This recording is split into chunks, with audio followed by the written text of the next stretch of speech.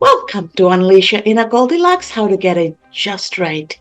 Thank you so much for joining us for another episode to have a meaningful and insightful conversation about an aspect of how to get life just right.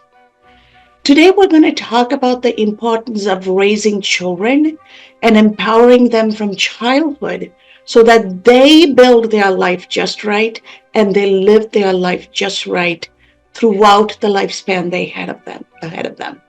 And to have this conversation with me is a longtime friend and somebody I consider very close to me. We were neighbors. We've known each other. I've been a part of him building this organization over the last few years. So I'm super thrilled and excited to bring Mark Papadis from I Am for Kids to Unleash Your Inner Goldilocks to talk about how do we make sure we help children get life just right. So Mark, as we get started, can you talk to us a little bit about what moved you or inspired you to start I Am for Kids and what is I Am for Kids?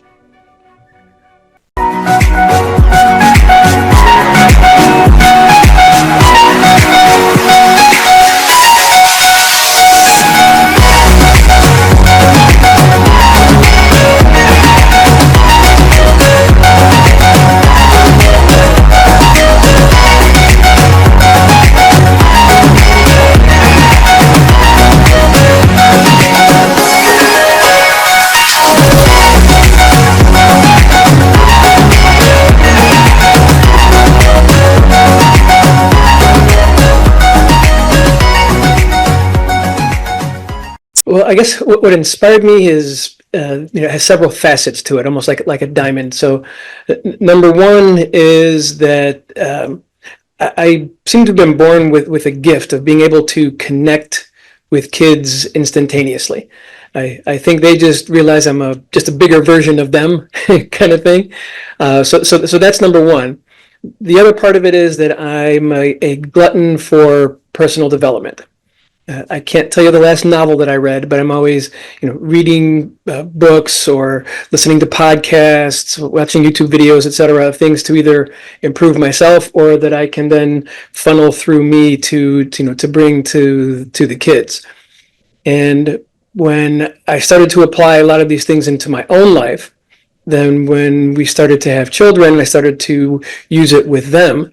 And then I literally had an epiphany back at the end of 2009, because I had been working with so-called grown-ups for over a decade as a personal development and sales coach, when it's like, hey, dummy, why don't you just take this to the point in a person's life where it'll actually do the most good and have the longest lasting impact? And that's when they're kids. And it literally, I don't know if you can see, but I'm getting goosebumps kind of going back to that night where it literally just started to download into me about how it was going to work and, the characters and all that kind of stuff. And basically I got up out of bed, started writing it all down. And about 80% of what I Am for Kids is today came from that night. That is beautiful. And I love how you have taken this journey, and I've been with you throughout this journey. And we've known each other for more than a decade. And it is lovely for me to see this brought to life, this brought in a way that it's being revamped to inspire and drive children to a point where they understand who they are and they grow up knowing who they are. So talk to us a little bit about why you came up with the business name I Am for Kids and what does I Am for ... is trying to inspire and bring to life. Well, thank you. So to me, the foundation of what we do, if you're going to use a metaphor for a person being a house, right? Your I am statement, your identity is the foundation, right? Because without a solid foundation, you can't build anything that's going to grow to any size on top of that, on top of a faulty foundation. So it's called I Am for Kids because that's the main thing that we teach is we all have an I am statement. Problem is that most people, it doesn't matter whether you're a kid or an adult, have never given that any conscious thought. And if you haven't, it's not that you don't have one. It's just that you haven't decided on what it is. And it's whatever the loudest voices in your orbit have been saying to you and the way they've been treating you for your entire lifetime is what decides that for you. So what we're all about is, like you said, it's not so much about finding out who they are. It's about deciding who they are and then living up to that. I love that. And ever since I've known you, one of the things that brought us together in that resonance is I grew up believing that I am a being who happens to occupy this body, and that I am statement truly sits at the core of who I am. So it felt natural to partner with you, to work with you. When I think of me as an adult, a lot of people introduce themselves as, I am the CEO of this company, I am the CFO of this company. And I am natured to say, I am a soul who believes that this life is a gift. And my gift to the world is building to last and ennobling for success. And I am not defined by a single story, because my soul is an ever evolving epic. That is very different from saying, I am the CEO and CFO of XYZ company and I'm a graduate school professor, right? One is what we do, the other is a state of being. Yeah. So talk to us about what is it you're trying to instill in children of the Western world, whose parents have given them identity based on what the parents themselves do. And so what you do is who you are. Your being is not. And talk to us a little bit about the importance of that and instilling that in children. Well, it's funny. So I'll touch on what you just said, which leads perfectly into that. And so the 5-step process that I've created for building an empowering identity is the same 5 steps that I used with adults for years. It's just how it's taught that's obviously completely different. So the first step of that is to write it. In other words, in both children's and adults' case, we give them a blank sheet of paper. It just says I am on the top of it. And we say, go ahead and finish that thought. Doesn't matter, again, kids or adults, hands go up. It's like, what? How do you want me? What are you looking for? It's like, there's no right or wrong answer. However you think you should. You could use words, you could draw a picture, write a song, whatever, right? Over 80% of the time with the adults, they wrote down either their name and or their occupation, right? Which, for all the things you just said, has nothing to do with who you are. It's a label you were given by your parents and how you make a living. The scary part was when we were doing our pilot classrooms for the school program that, well, first off, all the kids answered with a one-word answer, because that's just how kids are, right? Say, how was school today? Good, right? That's how they answer questions, right? So we weren't surprised by that. But the scary part was that over half the time, that one-word answer was a negative trait or characteristic, with the 3 most common ones being I'm fat, I am stupid, or I am ugly. And that is an identity crisis, because what the identity that they're building now as kids is the identity that they're going to have as adults. And then really the only people that helps out are, like psychoanalysts and life coaches. And I'd rather have them not need those people when they get 20, 30 years down the road, and have them be just happy and successful and content. That is such a powerful goal and a powerful statement, Mark. So how is I Am for Kids taking this mission and this purpose and translating it into reality? So what we've done so far is we've got a program that is in public schools. We will literally give it to any school that asks for it. Okay, and it's the program is me interacting with these 5 animated characters who are all based on real kids, and I take them through the identity building process. The characters, when I'm taking them through, certain ones will answer the way that we know that certain percentages of the kids in the classroom are thinking and feeling. So now it's a safe place for them to be. They're not, okay, well, I'm not weird for thinking that I'm this way, or that kind of thing. I'm not having an answer to that yet, but I can come up with one. So that's a given, and we're in the process of revamping that, bringing the animation up to the standards that are current day. We built it back in 2015, so it's a little clunky by today's standards. But what we're doing now is really taking it to the rest of the world, and we're launching the I Am for Kids brand. So there's the linchpin to that, the key to it, is the world's first animated reality-based TV show for kids. So it's real stories of real kids who have gone through the program and the impact that that has made in their lives and the impact that those kids are having in either their family, their community, and sometimes beyond. And then outside of that, we're going to have smart AI toys that will actually be able to interact with the children in a positive way. And they actually learn from the kids. And it's not like, I use the example because I often compare ourselves to the Muppets, because that's what we believe our characters are going to be, as ubiquitous as Elmo and Oscar and all that kind of stuff, right? So Tickle Me Elmo, if you squeeze his hand, he'll do the little dance. You squeeze his hand again, he sings a little song, but he basically does the same 3 or 4 things over and over again. Whereas these smart AI toys will actually be able to have a conversation. And I said, and they'll learn from that specific child. So every child will have their own individualized experience with these toys. And we see that as just making a huge impact down the road. That is relevant and time appropriate because children are growing up engaging with the world very differently through technology and with AI. So one of the questions that's coming up for me, Mark, is as more and more technology integrated life becomes, AI is still a machine-based engagement interaction. How are the children going to get the human bonding, the human interaction? Because technology, human connection, in the absence of a human-human connection, is going to have psychological impacts down the road in their adult life.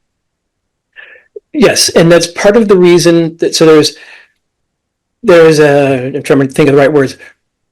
Part of the answer to that question is adaptation, because we're not going to, it's not I can't remember which movie it was, basically where they eliminate all technology, right? We can't do that. We're not going to go back to, to the 1600s kind of thing. So we have to adapt to what is out there, but still take it to, like you said, human beings, we are social beings. It's unnatural for us to be in a room with 4 other people and all 5 of us are doing this, right? I've seen people text each other from across the room. It's one thing if you're saying something, that's supposed to be a secret, but this is more natural as being, so that's part of why our characters are actually real people, right? So even if they are having an interaction with technology, it's going to be the face of a person. It's not going to be, when I say a monster, I don't mean that in a bad way, but that's what they call the Muppets. They're all monsters, right? So it's leading to more of that human to human interaction. And we'll be basically advising the kids, because part of the process, step number 4 in the process is to share and synergize your identity. So you are telling people, hey, this is who I am. These are the standards that I hold, etc. And then because we know that we are naturally social beings, it's a natural human tendency to want to be a part of something bigger than ourselves. So we will tend to gravitate to people who are like us. So now these kids become less susceptible to bullying, to peer pressure, etc., because not only have they hardened that cement of that foundation, but they've also attached annexes of their friends and new acquaintances that all have that same feeling. That's amazing to hear.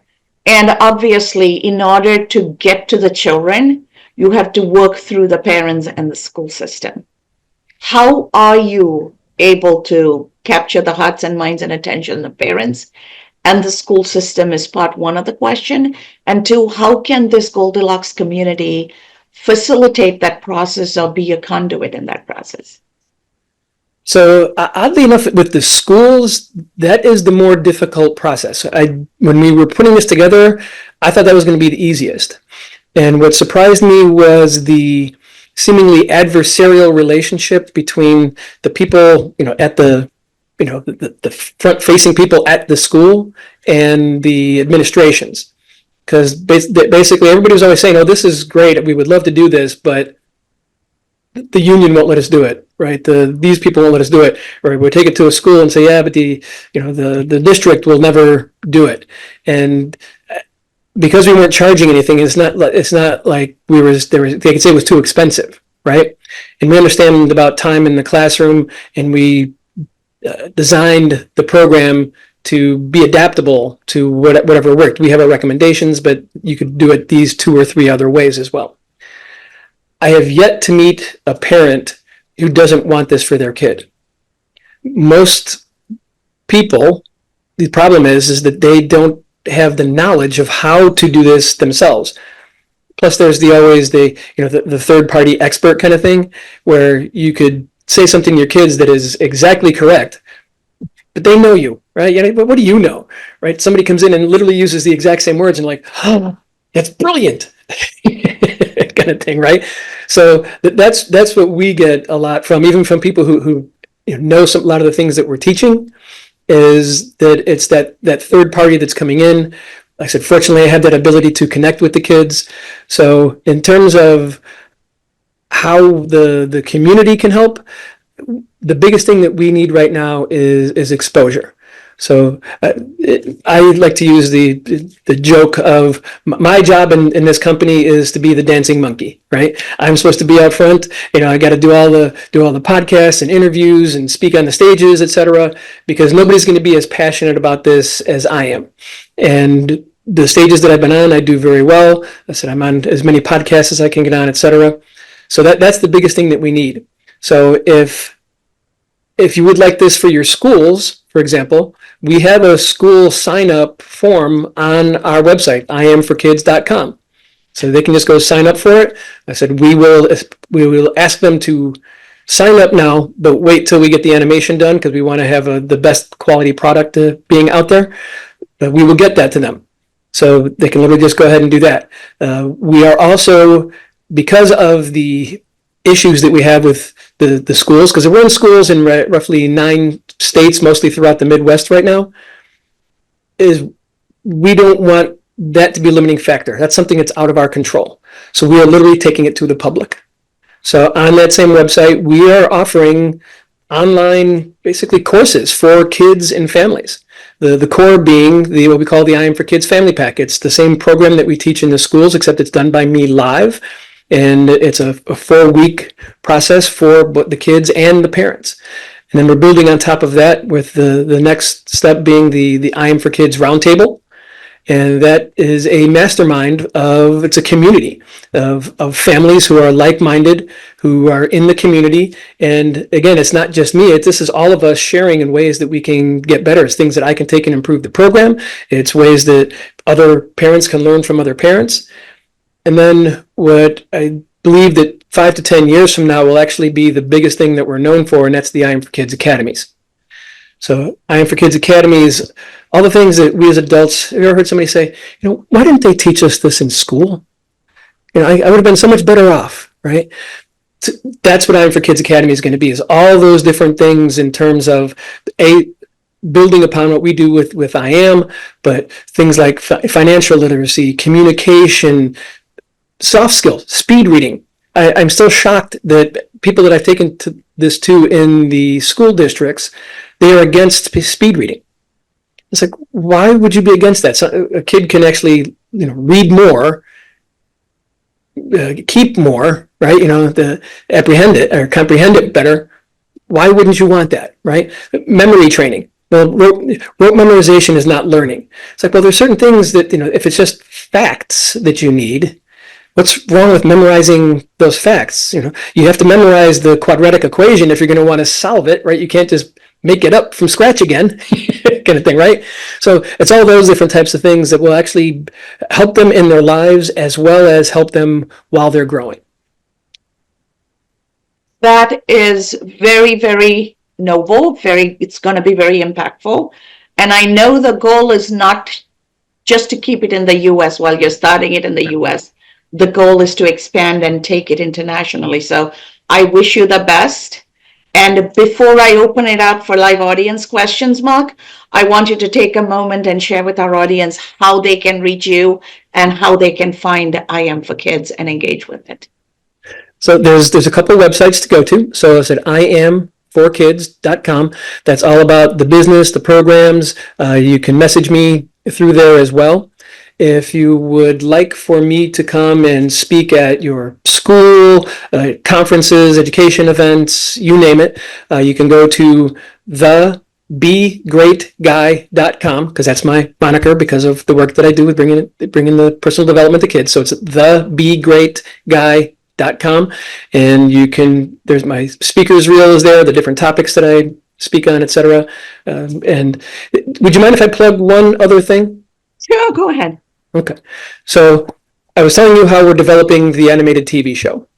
So the animation is done. We're working on finishing up the voices and then doing some post-production. So this should be ready by the end of December, which means in January, we're going to start pitching to the streaming services and the networks. So we've come up with what we think is an ingenious marketing plan that's not designed to market to the people. It's designed to market to the streaming services and the networks. So what we're doing is we've teamed up with GoFundMe. Now, this is not to raise a ton of money. We want to get as many of the minimum donations that the platform will accept. So in this case, it's $5. So the whole concept is that when we come to them with a pilot, that we can say to them, look, we've got 10,000, 20,000, 100,000, however many people we can get to give us that $5, because then we can say that, look, we're bringing an audience with us who's already paid for our content. In the streaming services, you have to pay them, right? So that's one of the things that they want to worry about. So that we can say that we're bringing an audience with us. All you have to do is greenlight the project, and we'll do the rest. So if somebody would like to find out about the show, there's a little 3-minute video on the website that I'm about to give. And if you think that it's worthwhile, give us your $5, share on social media. If not, I thank you for your time. And you can do that at iam4kids.tv. So again, iam4kids.tv. Thank you, Mark. Thank you. That is going to be amazing when we launch it. I am excited. I am thrilled to be a part of this journey with you and cannot wait to see its impacts reach children, families, and ultimately our human society. So with that, I am going to open this up for our live audience conversation. Robin, go ahead. Yeah, this has been a really very interesting conversation. I'm going to have 2 different questions for you. I'll squeeze in the one. How did you navigate the school politics? I totally understand how absolutely frustrating that is.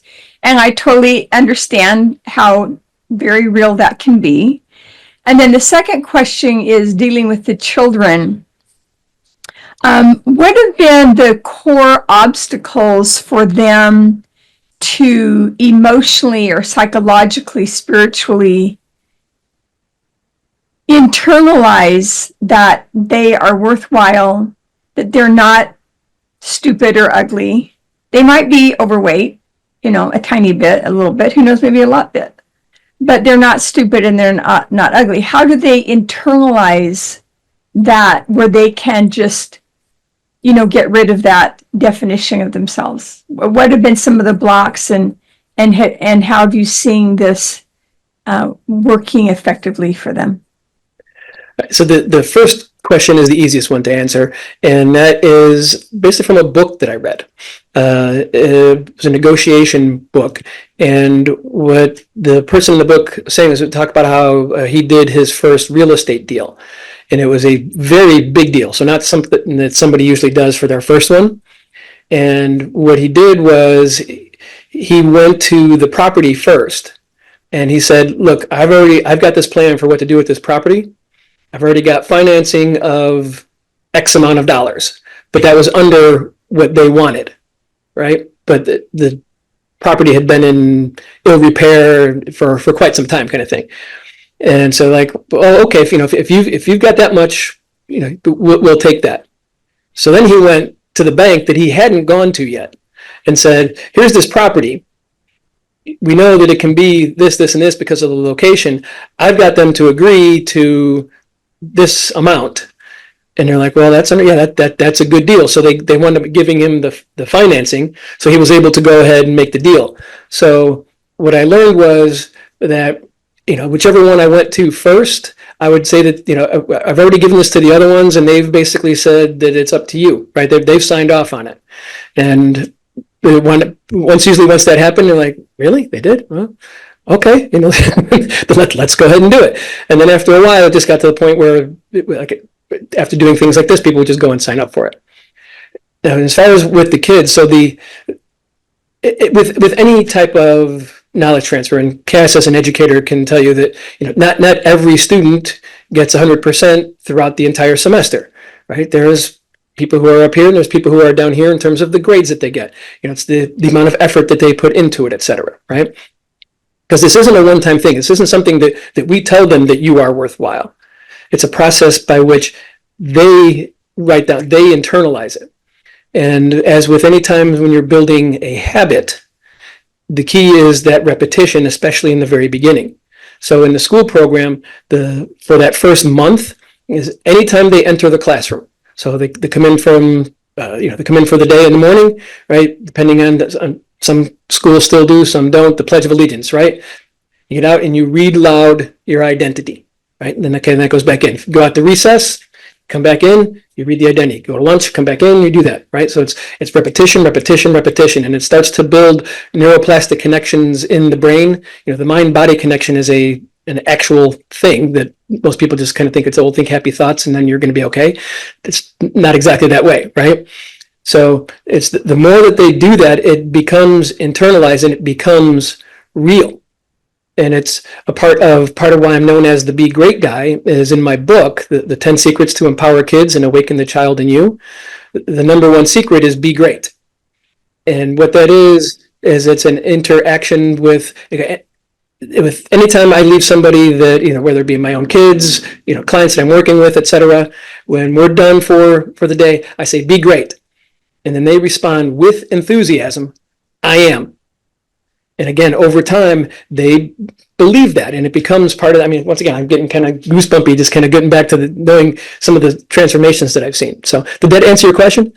Yeah, that's really awesome. I like the repetition, and I like the habit of every time they come in, they repeat that, and that then becomes reinforcing, and also establishes good habits, good mental habits. Yeah. So I like that. Thank you very much. Thank you so much, Robin, for that amazing question. And Mark, it has been an absolute delight having this conversation with you. I am super excited for our journey forward. And in closing, if you had one nugget of wisdom for everybody as we bring this to a close, what would that be? It would be to decide for yourself who you are. Right, is to come up with your I am statement, give it thought, write it down, recite it. To this day, every morning, the first thing I do when I get up is I recite my I am statement. Okay, and don't think small, because basically what you're doing is, I like to use like a showbiz analogy, is you're creating the character that you play on the stage of life, and the more you know about your character, the more you know how to act. There's going to be some circumstances that come up that you hadn't thought of. So what does an actor do in that situation? They improvise. But at least you know what your character's core values are, so you know what they would do when you do that improvisation. So, and the way I end pretty much everything, as always, is to be great. Fantastic. Thank you so much, Mark. This has been a delightful conversation. And to our audience out there, go check out I Am for Kids. Make sure you integrate the lessons from I Am for Kids in your life and in your children's life. And as Mark just said, start every morning with completing your own I am statement. And I am not what I do. I am who I choose to be. And be very mindful, because what you tell yourself is who you become.